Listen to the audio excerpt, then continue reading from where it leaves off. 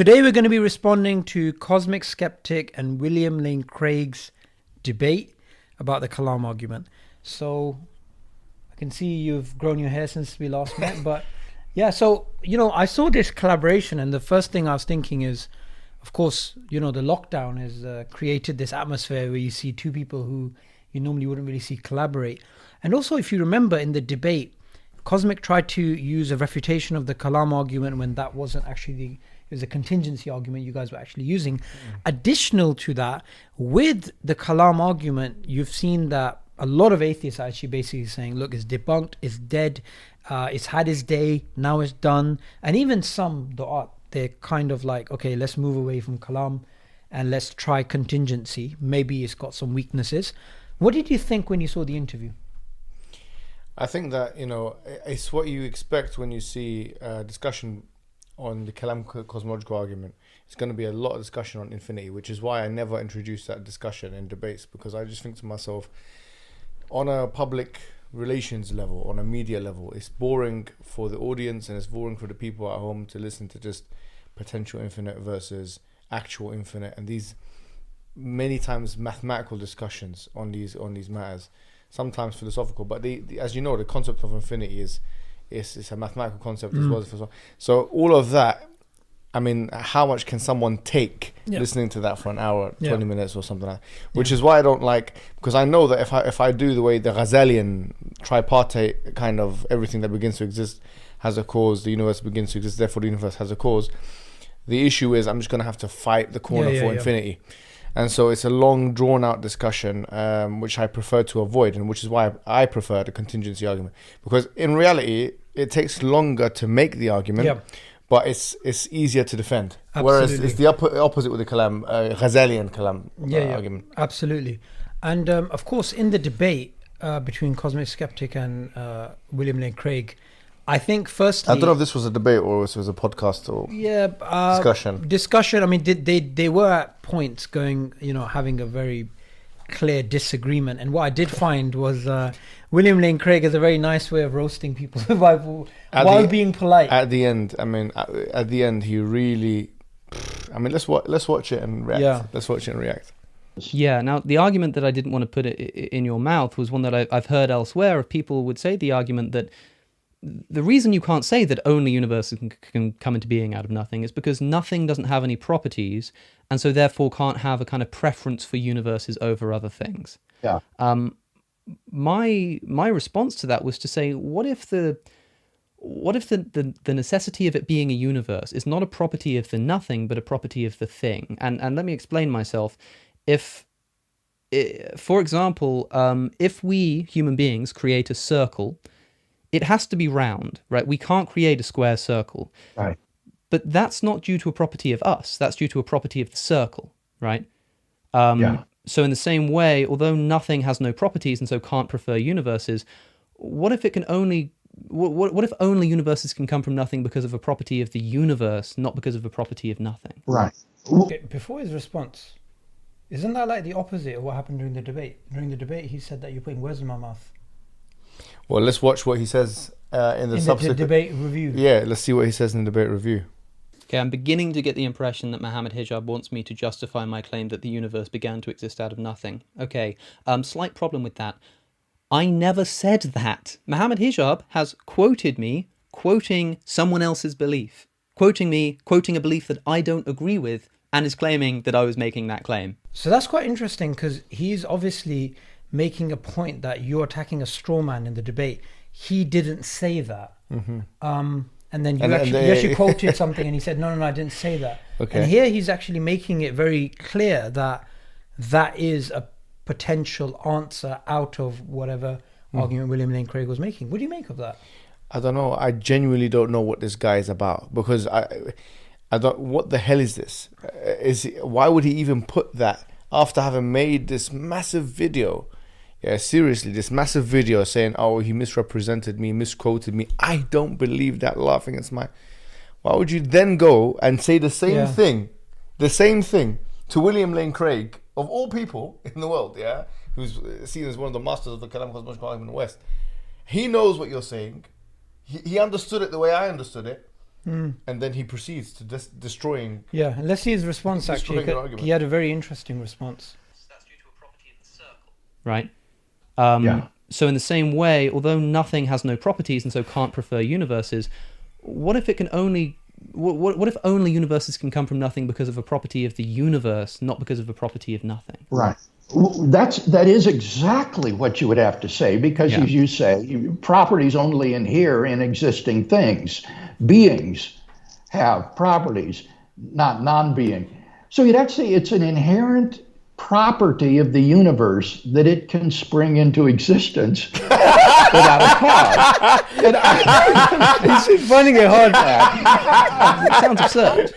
that doesn't exist come into existence finding it really without hard a to cause contain because himself. it has a property after it comes into existence. Yeah, Yeah, he's it lovely. sounds strange, but the reason why I think it's useful to think in those terms, or at least of the possibility of it happening, is because specifically the objection that why don't things pop into existence all the time? I suppose what I'm trying to do is make at least a far-fetched case. I'm trying to show at least a possibility Very that far-fetched. Yeah. things could come into existence out of nothing, and yet by definition I love we'd this be thought. incapable of witnessing it. So maybe things do come into existence out of nothing all the time, No, but wait, because pause these it, are man. own... This guy's taking the. Sorry to. this guy's joking. He's saying things come out of existence. This guy. He's making the case. He said, No, but he is saying it's far fetched. Yeah, he's saying, So, look, but why are you saying that then? If it's far fetched, because it's a potential. It's a potential. Isn't it? why is it a potential that some things come into existence of nothing all the time? You just made a whole video saying that it was misrepresentation. Yeah, You said that yeah, you're saying yeah. that. But watch this. Watch this. Carry Go on. Watch this.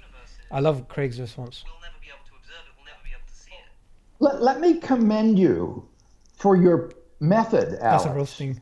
Because by pushing these questions, what you help the atheist to see is the intellectual price tag Yes. of his atheism. And I think that's very valuable. One of the goals of Bro, the this is too funny, man. This is too funny. Christian apologist Wait. will Bro, be that's a You see roasting. That's how- a You see roasting. how he's like, he's thought he was getting praised, isn't it? So he's like, yes. And then he goes, oh, his atheism. And then he thought, oh damn. What? This guy's humiliating me. raise the intellectual price tag of non-belief. And if Look at this humiliation. Look at this embarrassment. Look at that embarrassment there. Oh my God. requires me to be a mereological nihilist, to think that things have an intrinsic property, that they can come into being, that other things don't have. This is all raising the intellectual price tag of non-belief. I love that. For me, at Very least, good. Alex, just way, way beyond what I'm willing to pay. And so that's helpful that you're doing this. That is a really, really Watch this interesting now, way of pause it. thinking about apologetics. And You know what? He's That after was a really, that was a really nice way of. Watch this. After this, he says, forget this. I tried it again. I tried this whole from nothing argument again.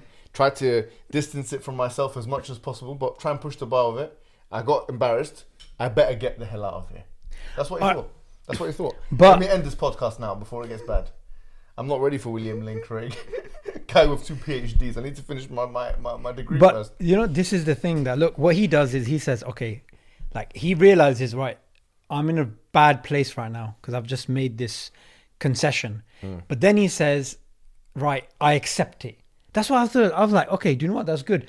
But you know what I was thinking? If it was me or you debating him and he made that mistake, we'd make deny we'd it. make a mountain. No, we'd make a mountain of it at Yeah, least. yeah. Where Craig was kind of like, that's just a high price tag. Yeah. When what he actually meant was, that doesn't make any sense. Yeah, what it is that Craig was educating him very gently, very civilly, you know. And here's what you need to understand is that he's tried this argument 3 times now, 2 or 3 times, and each time people tell him, even from his own community or whatever, this ain't working, man.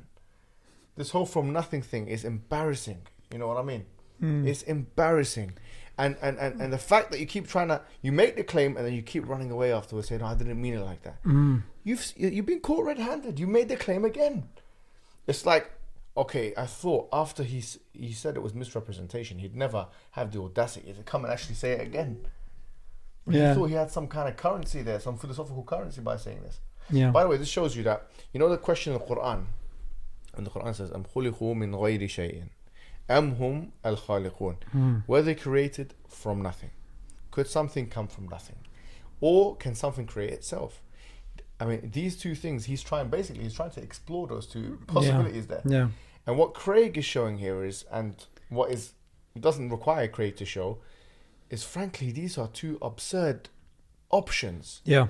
So why always try and push and inquire about The those intellectual things? price tag. Yeah, Yeah. it's ridiculous. Yeah, I mean, look, on the minimum, you have to love Craig's style of like, you know, not making Alex feel bad. It was more like, you know, thank you for pointing out the high price tag that an atheist has to basically, rather than saying, that doesn't make no sense.